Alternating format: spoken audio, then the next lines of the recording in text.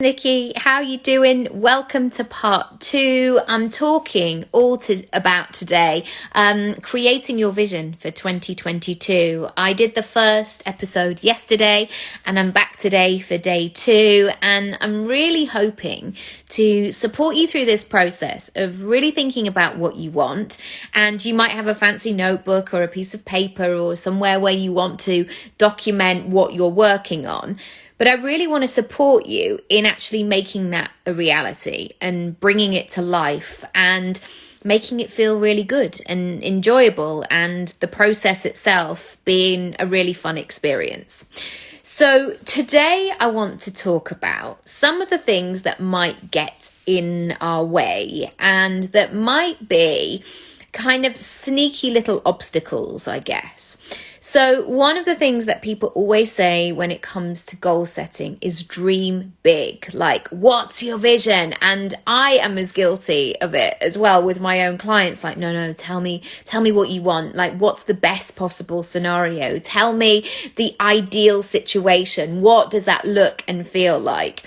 So I'll often go to that big picture version, but we have to be careful then when we're creating that big vision for ourselves, because what can happen is sometimes that goal just seems so enormous that it puts us in a state of feeling stuck or being static or not really knowing what we need to do. And as we make change, usually it takes a bit of time to adjust, to settle in. And I often liken this to two things. One is when you do, say, for example, a yoga pose or a new stretch for the first time, and you do something with your body, and that first bit, it almost sends you into a bit of a panic of like, oh my gosh, I can't breathe. Oh, ow, my foot hurts. Oh, I need to move this. Oh no, my back's going to pop out. Oh gosh, oh, I feel a bit hot. All that kind of head stuff. And then it takes a moment for you just to take a deep breath and almost just settle into that pose. And that's what happens with change. It's almost like our body goes into that fight or flight mode of like, I don't know what this is. I don't recognize this. What's this all about? And we have to almost train it to take care of it, to go, it's all right. You're safe. It's going to be okay. Equally, you might see people on You've Been Framed. I don't even know if it's still on, but it certainly was on when I was a kid. And you'd see people on those sledges, on the snow, galloping along and being led by some huskies. And there might be this moment where they're kind of going at a pace and it feels really good. And then they might have this moment of like, let's just see if we could go a bit faster, shall we? Let's just see what the next thing is. And sometimes that husky goes, yeah, great, let's go. And then there's that kind of catch-up period where they're like, whoa, having to adjust to that.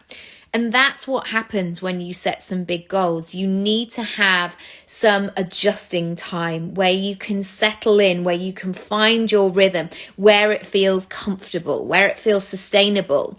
And sometimes that means just pulling back a little bit. So if I go back to the yoga analogy, sometimes because, I'll go, oh, I want to be able to do that thing. My teacher might say, just pull your front foot in a minute, or just do like the lesser version of that and just settle into it and then expand to the next one, rather than kind of straining and feeling constricted in that big pose, whatever it might be. Come back, pull back a little bit and make it into bite-sized chunks. So that's the first thing I want to say, and to be aware of that. By all means, have a huge vision, a big goal. I will back you all the way. I'm right there with you. But also know what those small steps are along the way. And that's going to be a really important part of your journey as well, to be able to celebrate being able to do those things. I ran a half marathon at the beginning of the year, and bizarrely, I ran it on my own. It wasn't a race or anything like that. It was the 31st of January. And I, for some reason, on that particular day, just had loads of energy, and I knew I was going to do a long run as well. And I got to about 18k, and I thought, oh, hang on maybe I could do this. Maybe, if I go this way and just add on a little bit more time, I'm going to be able to do that. However, I would have never have been able to do that had I not built up those miles or Ks, however you like to quantify it, because I knew my own strengths, I knew my own capabilities, and I knew that I'd almost built up that muscle memory. And that's what setting your goal is going to be like. So sometimes people will say, right, I want to earn 100 grand this year, and they've only ever earned 10 or 1 or something that is kind of at the other end. And so it does take that adjustment. And I'm not saying it's not possible, because, you know, again, things happen in weird and wonderful ways, but it's just about giving yourself that adjustment moment as well. The second thing I want to talk about is the fear of failure. And this comes up so often for so many of us, because failure is scary. The unknown is scary. And this again comes up from my clients, where they want to make big moves and they know that they are meant for something more. They know that they're ready to go to the next level, whatever it might be. And even though they might have all the determination and the excitement, there will definitely be something in them that goes, what if it doesn't work out though? Or can I really do this? And all the answers and questions in their heads are coming up to the surface. And it's almost like feeling like goop. You know, if you're in a grubby river, not that I would ever want to be that, but sometimes you see people when they're kind of clearing out the Thames or something, like all of this stuff is coming to the surface. And again, that's what happens when you're making change. We feel like we're just going to have this mermaid moment where we're going to suddenly rise above it, but we have to clear all of that gunk out of the way and really look at it sometimes as well, of going, oh, okay, that's what the fear is. That's what it's all about. Oh, okay, right, this is what we're dealing with. And I also want to say on this fear situation is that it's much easier to stay the same. It's much easier to do what everybody else does, to follow suit, to meet society's expectations or norms. Like, that is much the easier version. And I sometimes have that I wish that I could be content just kind of pootling along. And I get irritated with that sometimes, because that is not my personality. I am somebody who wants to push and to challenge and to question. And I know there are some people in life who can just go, la, la, la, la, la, off we go. And I'll just do the same thing for the next 40 years. And I know that that's never going to be me. So I want to say very, very firmly and fondly that if you are making bold moves this year, I am so in awe of you, and I am championing you all of the way and cheering you on like a pageant mum, because I know that it's not easy. I know that it's not easy because I've done it, and I am doing it, and I am in this game with you as well. Finally, to finish today's sessions, I wanted to share something with you and some practical tips, which I promised at the beginning of this. So this is a little blog post I wrote about it, which was called, "Instead of Big, Hairy, Scary Goals, Try This." So the pressure to make the next year the best year ever is palpable at this time of year. And for some reason, it's promised on January the 1st that you'll be a completely different person, one who is able to do all of the things immediately, because this year is your year. And I agree that there have been times when I've simply made a decision and I've gone all in, aka the metaphorical version of jumping into that cold pool and going straight under. However, I have also ungainly bum squeaked, and I've done the opposite of jumping in. I have spent so much time walking around that metaphorical pool, getting to know it. I've been in the vicinity for yonks, but I've needed a lot of time to build up the courage. And I've also had to watch other people do it first. I've had to have the conversation with my fear and to understand it.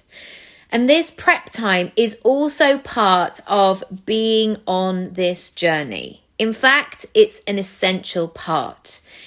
If you work with your own pace and your rhythm and you do what feels good, it's likely, or more likely, you will create consistency. So the big goals that you want to be, do, and have may be far away from your current reality. And that doesn't mean that they're not possible, but they will require some time, focus, care, support, kindness, adjustment, and alignment. And I always talk about being in momentum. So for me, that's about taking small steps.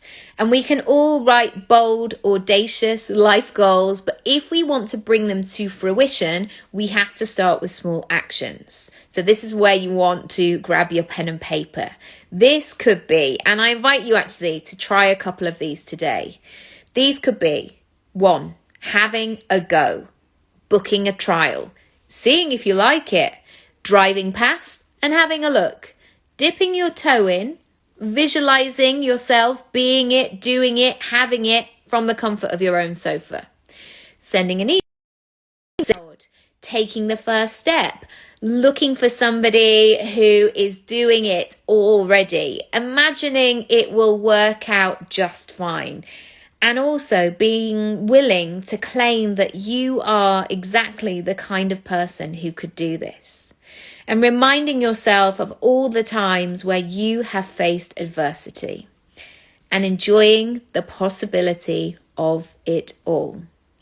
I hope you found this useful today. If you have, do let me know. Do let me know which of those you're going to try. My emails are always open, hello@nickyraby.com. I would also love to support you. If you are thinking, yes, this is my time. And I know because I've done it myself. I've signed up for things at this time of year where I've thought, do I want to have another year of being in the same position? And often the answer is no. And I would love to support you with whatever it is that you're trying to create, whether that's with your personal brand, whether that's combining your business and your life all together and creating that blend for yourself. I don't talk about balance because it rarely happens in that way.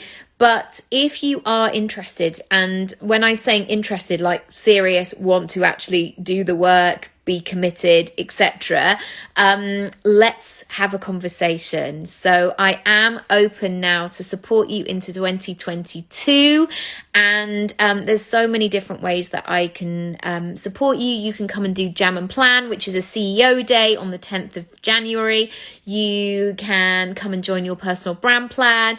You can get a one-off coaching session with me.